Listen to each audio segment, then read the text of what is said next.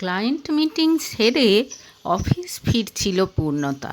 অবশেষে তাদের সঙ্গে কাজ করতে রাজি হয়েছে অরবিট গ্রুপ। খুশির খবরটা ফোনে অয়নকে দেয়নি সে। একদম সামনাসামনি খবরটা শুনিয়ে অয়নের প্রতিক্রিয়া দেখতে চায় সে। তাই লাঞ্চ না করেই সোজা অফিসের দিকে রওনা দিয়েছে। কিন্তু পূর্ণতা কল্পনাও করতে পারে না যে অফিসে তার জন্য কত বড় সারপ্রাইজ অপেক্ষা করছে। অফিসে এসে সোজা অয়নের কেবিনে গিয়ে দরজা খুলে ঢুকে পড়ে সে। আর ঢুকেই যা দেখতে পায় তাতে পূর্ণতার মুখটা একেবারে সাদা হয়ে যায়। অদ্ভুত এক অনুভূতিতে সারা শরীর কেঁপে ওঠে। কেবিনের এক কোণে রাখা ছোট সোফাটার ওপরে অয়ন আর মিমি অত্যন্ত ঘনিষ্ঠ অবস্থায় নিজেদের মধ্যে বিভোর হয়ে আছে। অফিসে এখন লাঞ্চ টাইম, এখন এদিকটায় কেউ আসে না, কিন্তু তাই বলে অফিসের মধ্যে এরকম নির্লজ্জতা পূর্ণতা কল্পনাও করতে পারে না। অথচ আজ প্রায় 5 বছর তার আর অয়নের প্রেম। দুজন দুজনকে বিয়ে করবে বলে প্রতিশ্রুতিবদ্ধ তারা।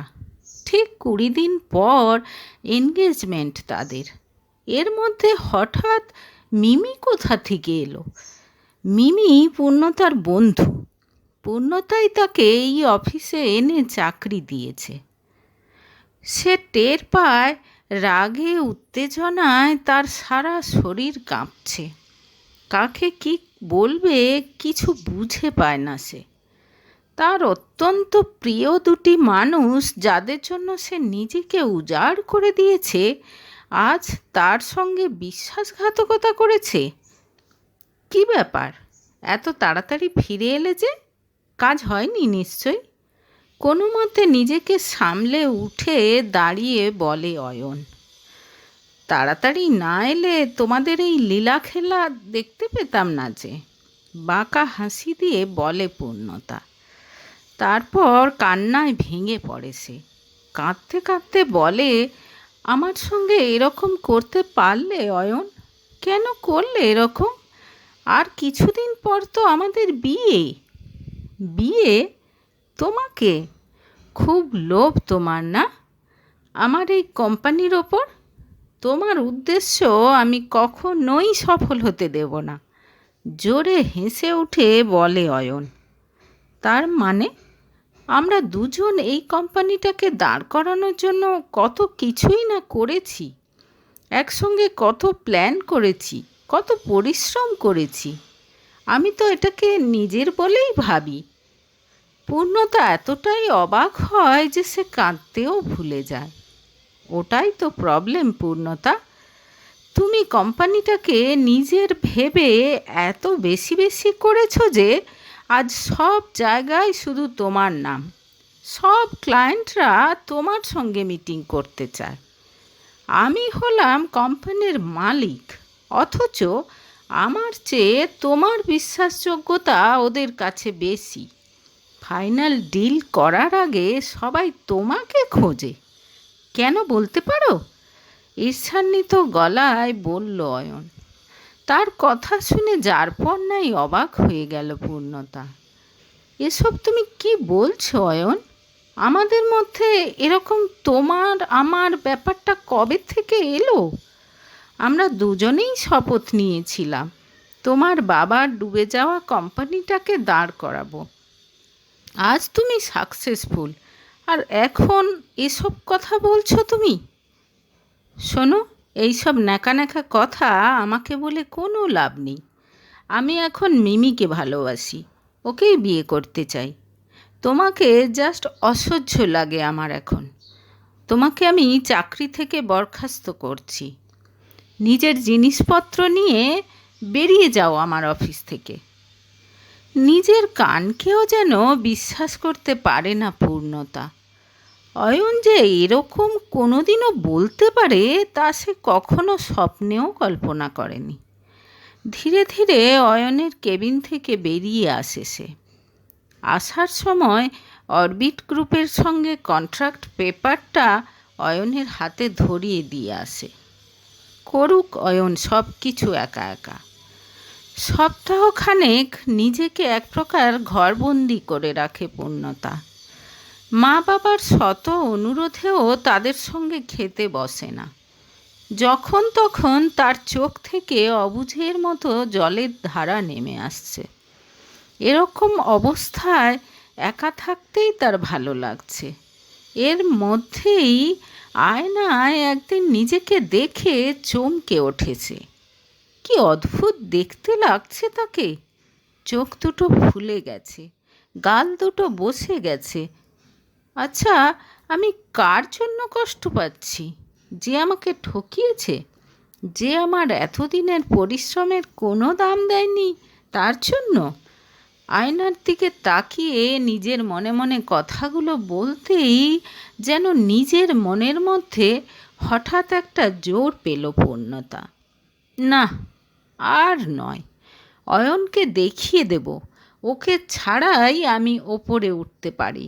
মনে মনে শপথ নেয় সে। পরের দিন থেকেই সে ইন্টারভিউ দিতে শুরু করে। কয়েকদিনের মধ্যে ভালো একটা চাকরিও পেয়ে যায়। নতুন উদ্যম নিয়ে চাকরিতে জয়েন করেছে।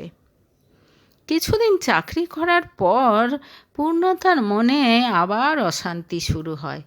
না, যতক্ষণ না অয়নের উপর প্রতিশোধ নিতে পারছে তার মনে শান্তি নেই। এই 5 বছরে অয়নের কোম্পানির জন্য অনেক করেছে সে। রক্ত জল করে পরিশ্রম করেছে। ক্লায়েন্টদের দরজায় দরজায় ঘুরে বেরিয়েছে, তাদেরকে কনভিন্স করানোর চেষ্টা করেছে। সব কিছু করেছে অয়নকে ভালোবাসে বলেই। কোনো নর্মাল এমপ্লয়ি কখনো এরকম কাজ করতো না। এখন তাই চুপচাপ অয়নকে সব কিছু আত্মসাৎ করে নিতে দেবে না সে।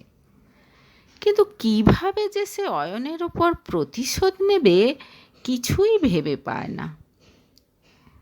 2-1 দিন পর একটা আননোন নাম্বার থেকে ফোন আসে পূর্ণতার কাছে। পূর্ণতা ফোন তুলতেই ওপাশ থেকে পুরুষকণ্ঠ ভেসে আসে। হ্যালো পূর্ণতা, আমি অভি বলছি। অভিকে খানিকক্ষণ চিন্তা করে হাসি ফুটে ওঠে পূর্ণতার ঠোঁটে। ও অভি, কেমন আছো? কিছুক্ষণ কথা বলে ফোন রেখে দেয় পূর্ণতা। অভি অয়নের বড় ভাই, কিন্তু দুজনের মধ্যে সাপে নেউলে সম্পর্ক। দুজনে থাকে শহরের 2 প্রান্তে। কয়েক বছর আগে অয়নের বাবা মারা যাওয়ার দিন অভিকে দেখেছিল পূর্ণতা। সেই সময় তার সঙ্গে খুব ভালো ব্যবহার করেছিল অভি। তারপর থেকে অয়নের মুখে কখনো অভির কথা শোনেনি সে। আসলে বিয়ের 4 বছর পরও কোনো সন্তান না হওয়ায় অভিকে দত্তক নিয়েছিলেন অয়নের বাবা মা। তার 2 বছর পর অয়নের জন্ম দেন তার মা।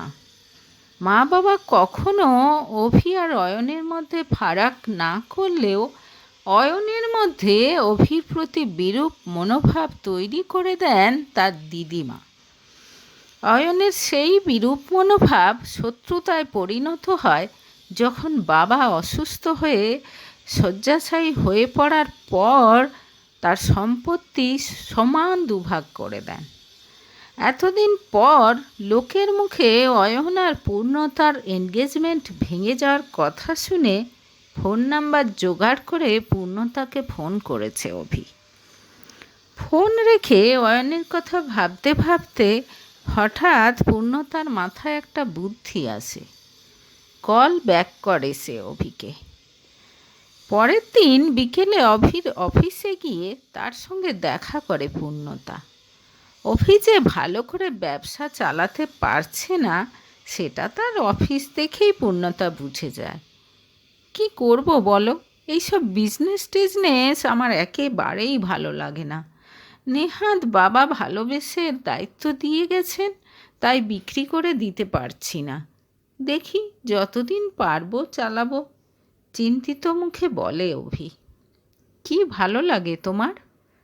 আমার লেখালেখি করতে ভালো লাগে। দিন রাত ওর মধ্যেই ডুবে থাকতে ইচ্ছে করে। আচ্ছা অভি, তোমার কি কোনো গার্লফ্রেন্ড আছে? হঠাৎ পূর্ণতার এই প্রশ্নে বেশ অবাক হয় অভি। আমার মতো লোককে কে ভালোবাসবে বলো তো? তাছাড়া আমার ওসবে বিশেষ ইন্টারেস্ট কখনো ছিলও না। আমার সঙ্গে প্রেম করবে? কোনো রকম ইতস্তত না করে জিজ্ঞেস করে পূর্ণতা। মানে? ভ্যাবাচ্যাকা খেয়ে যায় অভি। তারপর বলে, তুমি আমার ছোট ভাইয়ের গার্লফ্রেন্ড পূর্ণতা? এই চিন্তা মাথায় আনাও পাপ। গার্লফ্রেন্ড ছিলাম, তোমার ভাই আমাকে ধোঁকা দিয়েছে। আর তুমি যেভাবে ভাই ভাই করছো, অয়ন কি তোমার সম্পর্কে ওরকম ভাবে? জানতে চায় পূর্ণতা। আমি জানি ও আমাকে একেবারেই পছন্দ করে না, কিন্তু বিশ্বাস করো, আমার ওর ওপর কোনো রাগ নেই। আমি বাবাকে বলেছিলাম এইসব সম্পত্তি টম্পত্তি আমার লাগবে না। একটা আস্ত কোম্পানি নিয়ে আমি কি করব?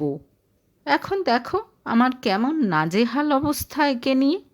করুণ গলায় বলে অভি। তার কথা শুনে হেসে ফেলে পূর্ণতা। তোমাকে এই নাজেহাল অবস্থা থেকে যদি আমি বার করে আনতে পারি? অনেক আত্মবিশ্বাস নিয়ে অভির চোখে চোখ রাখে সে। বুঝেছি, তুমি আসলে অয়নের উপর প্রতিশোধ নিতে চাইছো, তাই তো? হেসে ফেলে অভি। তার চোখ দেখে মার্কেটিং ম্যানেজমেন্ট নিয়ে পড়া বুদ্ধিমতী পূর্ণতা বুঝতে পারে এই বয়সেও অভির মধ্যে এখনও অনেক সরলতা আছে, যা অয়নের মধ্যে কখনো ছিল না। একদম ঠিক ধরেছ। আমি প্রতিশোধ নিতে চাই। তার জন্য একমাত্র তুমিই আমাকে হেল্প করতে পারবে অভি। অভির হাত ধরে বলে পূর্ণতা। সরি পূর্ণতা, তুমি হয়তো আমার কোম্পানিটা ডুবে যাওয়ার হাত থেকে বাঁচিয়ে দিতে পারবে। আমি জানি তোমার সে ক্ষমতা আছে, কিন্তু তোমাকে কিছুতেই নিজের গার্লফ্রেন্ড ভাবতে পারবো না আমি। ঠিক আছে, ভাবতে হবে না। আমি তোমার সঙ্গে কাজ করতে চাই। সেটাতে নিশ্চয়ই তোমার কোনো আপত্তি নেই? রাজি হয়ে যায় অভি। মনের আনন্দে 3 দিন পর থেকেই কাজে জয়েন করে পূর্ণতা। কয়েকদিনের মধ্যেই পূর্ণতা বুঝতে পারে অভি আসলে ভীষণ নম্র, ভদ্র, আদ্যোপান্ত একজন ভালো মানুষ। এতদিন মার্কেটিংয়ে কাজ করতে করতে যথেষ্ট অভিজ্ঞ হয়েছে পূর্ণতা। তার স্ট্র্যাটেজি অনেক বড় বড় ইনভেস্টরকে ইমপ্রেস করার ক্ষমতা রাখে। ধীরে ধীরে অভির কোম্পানির হাল ধরল সে। অভিও যেন হাঁপ ছেড়ে বাঁচল পূর্ণতাকে পাশে পেয়ে। তবে পূর্ণতাও ছাড়বার পাত্রী নয়। অভিকে খুঁটিনাটি অনেক ব্যাপার ভালো করে বুঝিয়ে দিতে লাগলো সে, যাতে ভবিষ্যতে কোনো প্রবলেমে পড়লে সে একাই সেটা হ্যান্ডেল করতে পারে। পূর্ণতার বুদ্ধি আর আত্মবিশ্বাস দেখে মনে মনে তার প্রশংসা করে অভি। আর অভির সততা আর ভালো মানুষই দেখে একটু একটু করে তাকে ভালোবাসতে শুরু করে পূর্ণতা।